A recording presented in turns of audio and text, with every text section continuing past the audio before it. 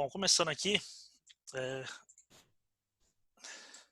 então, eu vou falar sobre a importância do System Flow entre cliente e fornecedor. É, então, o Hugo Lourenço trabalha com gestão de projetos de agilidade na Nabujet, como já foi apresentado. Uma introdução, né, um propósito para todo esse trabalho aqui é justamente a reflexão sobre a gestão do fluxo e colaborações, né, entre cliente e fornecedor em todo o sistema de trabalho sobre esse relacionamento. Qual que é o contexto, né, dessa relação? Considerações.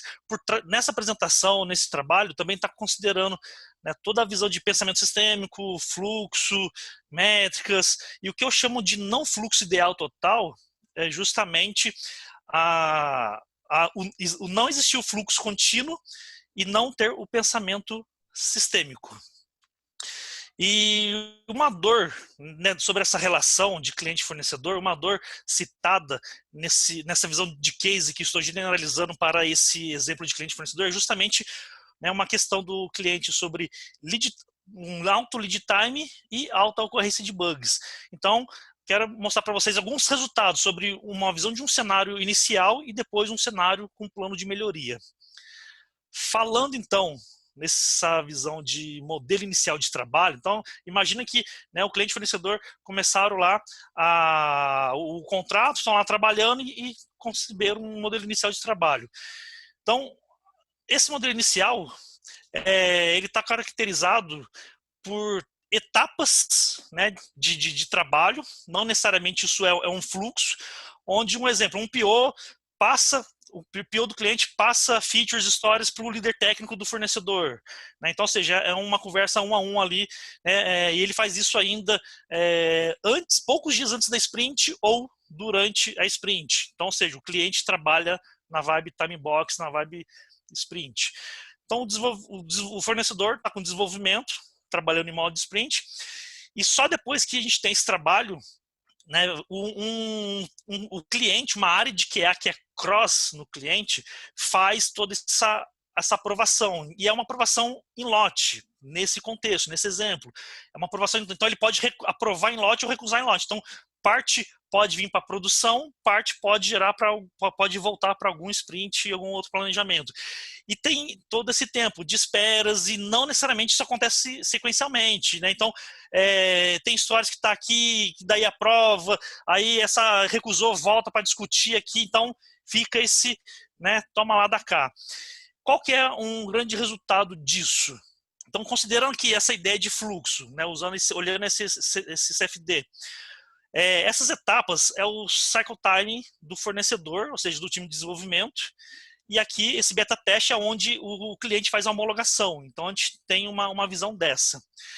E nessa visão, né, a gente tem algumas questões que, por exemplo, tem poucos itens preparados, né, para efetivamente desenvolver. Então, gera questões de entendimento, gera a probabilidade de aumento de bugs na aprovação, N coisas. E esse trabalho dentro do cycle time aqui, do ambiente de desenvolvimento, ele fica alto devido a repriorizações feitas pelo PO, a paralisação de itens, porque, né, repriorizou para um começa outro, impedimentos, adição de escopo tardio. Então, algumas coisas do contexto, né, do cliente influencia o trabalho ali.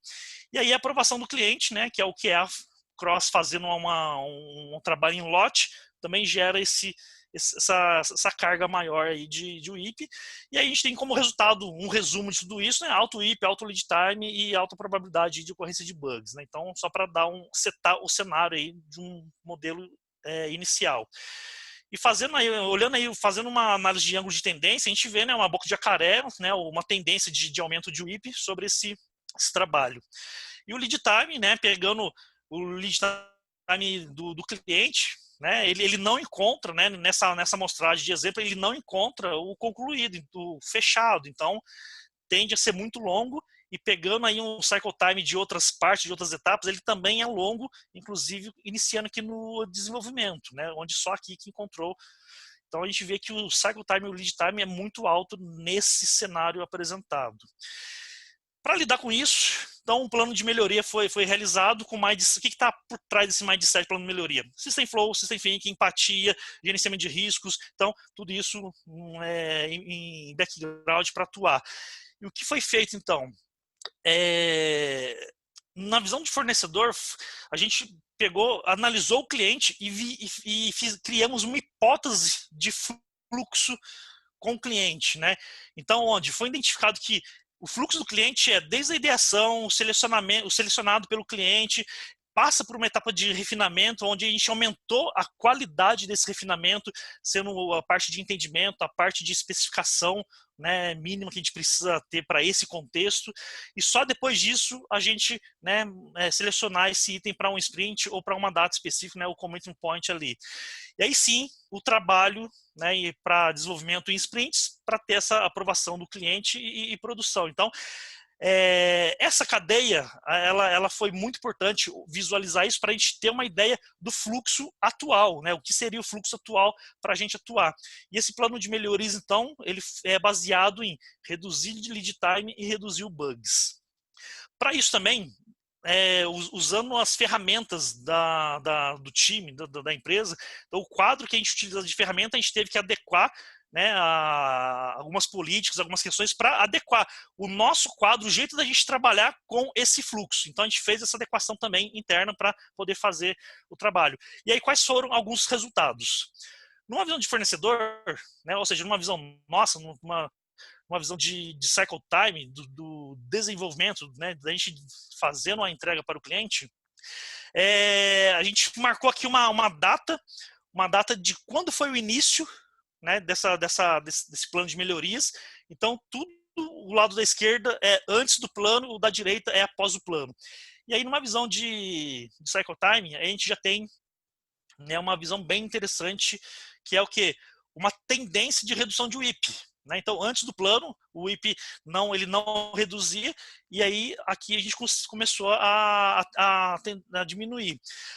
A gente vê uma tendência também de redução de lead time, em vez de como o lead time era grande antes, e aí a gente conseguiu diminuir o lead time, o cycle time também nas etapas, e reduzindo também o WIP entre algumas partes após o plano.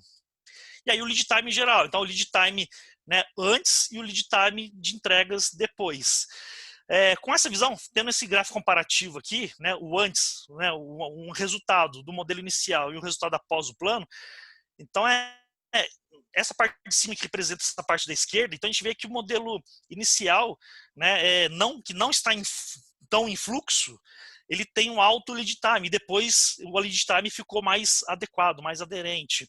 Isso deu uma redução de 25% de lead time.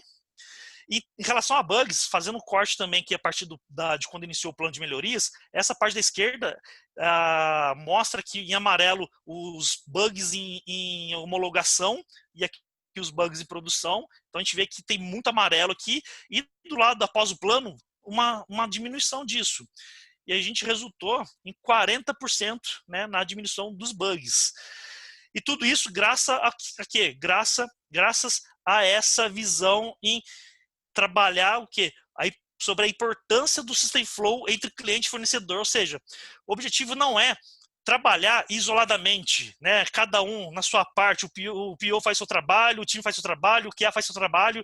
Se tem problema, troca o desenvolvedor, troca o PO, troca o QA, troca o gerente de projeto, troca todo mundo. Não é esse o foco. O foco é, vamos analisar o fluxo, vamos entender, visualizar, vamos trabalhar no fluxo. E com isso, esse fluxo foi muito interessante, porque a gente conseguiu aumentar a colaboração e comunicação com o cliente para ter esse ganho de fluxo, né, como todo no sistema. E representando de novo a figura aqui, então assim, esse jeito de cima, ele aumenta a probabilidade da gente ter esse efeito do lado esquerdo e trabalhando em fluxo, tentando trabalhando o fornecedor junto com o cliente, porque o fluxo é do cliente, o business é do cliente. A gente tende a melhorar os resultados, a trabalhar mais como está o lado da direita aqui. Então essa é a ideia, essa é a mensagem, sempre colaboração entre cliente e fornecedor no mesmo fluxo, no mesmo trabalho, no mesmo mindset. E é isso, gente. Por enquanto, bem rápido, é essa a mensagem. Agradeço e até a próxima aí.